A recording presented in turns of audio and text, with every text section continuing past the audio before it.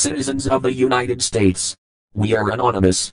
There is a new bill that the United States government has successfully passed.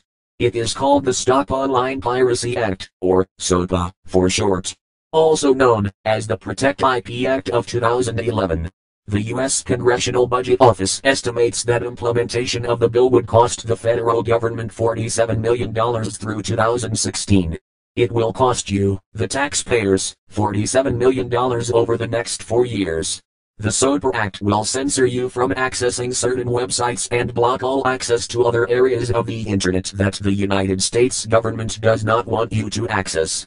The SOPA Act essentially means that, even if you make a video of your child playing or singing and you have music playing in the background, or video on TV, you are breaking the law, and the government will order the websites that host your content to censor your content because of their new bill. Or, if you visit websites that are on servers not in the United States, you will be blocked, so that you cannot access them. Ask yourselves, who really owns the internet?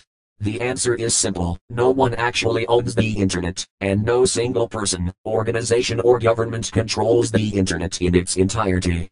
It is more of a concept than an actual tangible entity, and the internet relies on a physical infrastructure that connects networks to other networks. There are many organizations, corporations, governments, schools, private citizens and service providers that all own pieces of the infrastructure that make up the internet, but there is no one entity that owns it all. How can the US government decide to block access to parts of the internet that the US government does not even own? The SOPA Act is a direct violation to people's right to freedom of knowledge and information, and for that violation the United States government is a disgrace to the land of the free that every United States soldier has fought or died for. The United States government is essentially telling the people of the United States that they are free to do as the government tells them.